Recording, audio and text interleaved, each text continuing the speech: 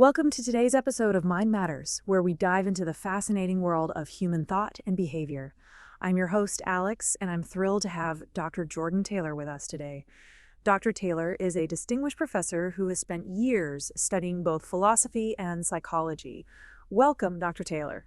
Thank you, Alex. It's great to be here and discuss these profound topics with you and your audience. Today, we're exploring the intersection between philosophy and psychology, two fields that deeply influence our understanding of the human mind. Let's start at the very beginning. Dr. Taylor, could you explain how these two disciplines are interconnected? Absolutely, Alex. Philosophy and psychology overlap in their shared interest in the mind and human behavior. Philosophy is the older of the two and has traditionally dealt with questions about existence, knowledge, and ethics. Questions about what things are, how we know what we know, and what we ought to do about it. Psychology split off from philosophy in the late 19th century, turning the philosophical questions about the mind into a scientific inquiry. That's a rich history indeed. Who are some of the key figures in the transition of these philosophical questions into the realm of psychology?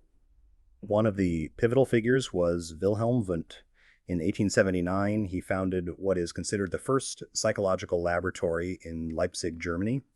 Wundt was originally trained in medicine and philosophy, and he used these backgrounds to shape his approach to psychology. He believed that experimental methods could be applied to study the processes of the mind, particularly perception and sensory processes. It sounds like Wundt really set the stage for psychology as a scientific discipline. How did his work influence later developments in psychology?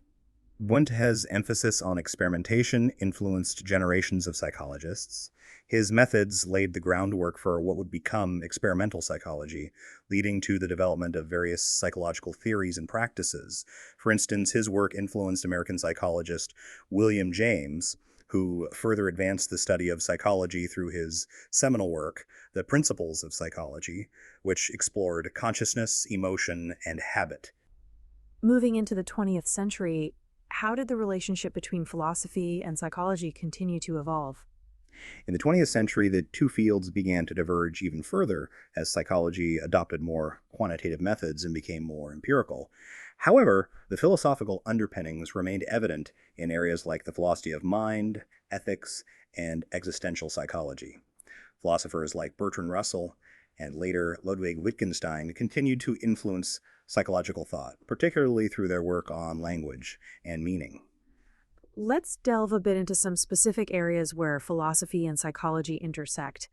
Can you discuss how these fields approach a concept like consciousness?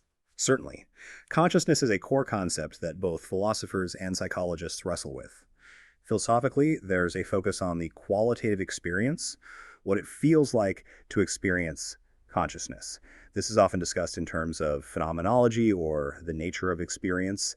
Psychologically, researchers might look at the neurological underpinnings of consciousness, how it arises from brain processes, and how it affects cognition and behavior. That makes me wonder about the practical implications of these studies. How does our understanding of consciousness impact real-world applications, like in medicine or technology? It's profoundly impactful. In medicine, understanding consciousness can help in treating disorders of consciousness, like coma or vegetative states. In technology, insights from the study of consciousness are being used to develop more sophisticated AI and machine learning systems, which attempt to mimic human cognitive processes. It seems like there's a lot to unpack there. What about ethics? How do philosophy and psychology collaborate in this field? Ethics is another crucial crossover area. Both philosophers and psychologists are interested in how people make moral decisions. Philosophy provides the theoretical frameworks like utilitarianism or Kantian ethics, and psychology applies these frameworks to study how people actually behave in ethical dilemmas.